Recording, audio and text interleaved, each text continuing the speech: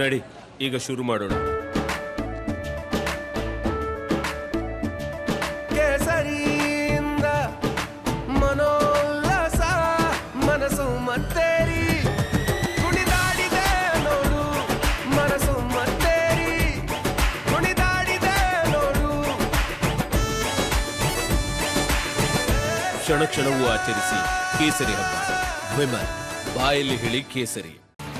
Death note ಒಂದನ್ನ ಬರೆದಿಟ್ಟು ಸರ್ಕಾರಿ ನೌಕರ ಆತ್ಮಹತ್ಯೆ ಮಾಡಿಕೊಂಡಿರುವ ಪ್ರಕರಣ ಶಿವಮೊಗ್ಗದಲ್ಲಿ ನಡೆದಿದೆ. ಅನೇಕ ಅನುಮಾನಗಳಿಗೆ ಕಾರಣವಾಗ್ತಾ ಇದೆ ಈ ಸಾವು. ಚಂದ್ರಶೇಖರ್ ಅಂತ ಹೇಳಿ ಆತನನ್ನ ಗುರುತಿಸಲಾಗ್ತಾ ಇದೆ. ಹಣಕಾಸು ವರ್ಗಾವಣೆ ವಿಚಾರಕ್ಕೆ ಆತ್ಮಹತ್ಯೆ ಮಾಡಿಕೊಂಡಿರಬಹುದು ಅನ್ನೋದು ಒಂದು ಆಯಾಮ. ಸಚಿವರ ಮೌಖಿಕ ಸೂಚನೆಯಂತೆ ಹಣ ವರ್ಗಾವಣೆ ಆಗಿದೆ ಅಂತ ಹೇಳಿ ಡೆತ್ ನೋಟ್ನಲ್ಲಿ ನಮೂದಿಸಿ ಆತ್ಮಹತ್ಯೆಗೆ ಶರಣಾಗಿದ್ದಾರೆ ಚಂದ್ರಶೇಖರ್. ಹಣ ವರ್ಗಾಯಿಸುವಂತೆ ಸಚಿವರು ಸೂಚನೆ ನೀಡಿದ್ರ? ಯಾವ ಸಚಿವರು ಅವರು? ಎಲ್ಲ ಅನುಮಾನ ಇದೀಗ ಈ ಆತ್ಮಹತ್ಯೆಯಿಂದ ಹೊರಬರ್ತಾ ಇದೆ. ಭಾರಿ ಸಂಶಯಕ್ಕೆ ಕಾರಣವಾಗ್ತಾ ಇದೆ ಚಂದ್ರಶೇಖರ್ ಅವರ ಆತ್ಮಹತ್ಯೆ ಪ್ರಕರಣ. ವಿನೋಬನಗರದ ಮನೆಯಲ್ಲಿ ಚಂದ್ರಶೇಖರ್ ಆತ್ಮಹತ್ಯೆಗೆ ಶರಣಾಗಿದ್ದಾರೆ. ನಿಗಮದ ಅಧಿಕಾರಿಗಳ ಮೇಲೆ ಆರೋಪಿಸಿ ಸ್ಯೂಸೈಡ್ ಮಾಡಿಕೊಂಡಿದ್ದಾರೆ. ಹಣ ವರ್ಗಾವಣೆ ಒತ್ತಡ ಆರೋಪ ಮಾಡಿ ಆತ್ಮಹತ್ಯೆಯನ್ನ ಮಾಡಿಕೊಂಡಿರೋದು. ವಾಲ್ಮೀಕಿ ಅಭಿವೃದ್ಧಿ ನಿಗಮದಲ್ಲಿ ಕಾರ್ಯನಿರ್ವಹಿಸ್ತಾ ಇದ್ರು ಚಂದ್ರಶೇಖರ್ ಅವರು. ಒಂದಷ್ಟು ಮಂದಿ ಅಧಿಕಾರಿಗಳ ಹೆಸರು ಬರೆದಿದ್ದಾರೆ. ಹಾಗೆ ಸಚಿವರ ಅಣತಿಯಂತೆ ಹಣ ವರ್ಗಾವಣೆ ಆಗಿದೆ ಅಂತ ಹೇಳಿ ಬರೆದಿದ್ದಾರೆ. ಅದು ಬಹುಶಃ ಕೋಟಿಗಳ ಲೆಕ್ಕದಲ್ಲಿದೆ ನೋಡಿ, ಗಮನಿಸ್ತಾ ಇದ್ದೀರಿ. ಅವ್ರು ಬರೆದಿಟ್ಟಿರೋದು 187.33 ಕೋಟಿ.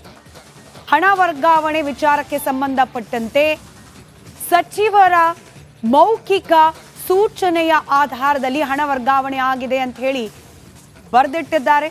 ವಾಲ್ಮೀಕಿ ಅಭಿವೃದ್ಧಿ ನಿಗಮದಲ್ಲಿ ಕಾರ್ಯವನ್ನ ನಿರ್ವಹಿಸ್ತಾ ಇದ್ರು ಚಂದ್ರಶೇಖರ್.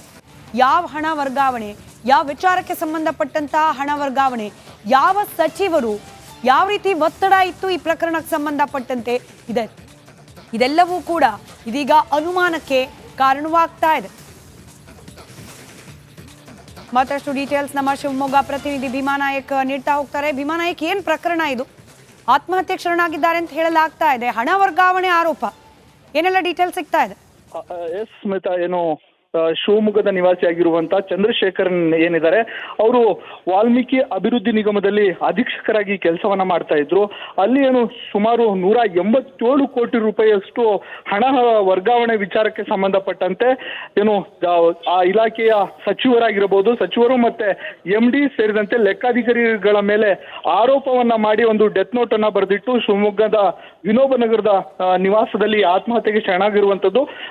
ಪ್ರಮುಖವಾಗಿ ಅವರು ಡೆತ್ ನೋಟ್ ಅಲ್ಲಿ ಬರೆದಿರುವಂತ ಅಂಶ ಏನಿದೆ ಅಂದ್ರೆ 187 ಕೋಟಿ ರೂಪಾಯಿ ಹಣ ವರ್ಗಾವಣೆ ಆಗಿತ್ತು.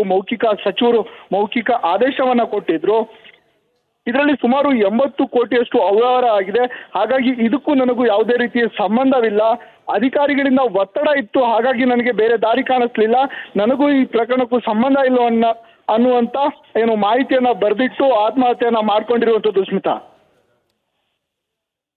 ರೈಟ್, ಧನ್ಯವಾದ ಭೀಮಾ ನಾಯಕ್ ಮಾಹಿತಿಗಾಗಿ.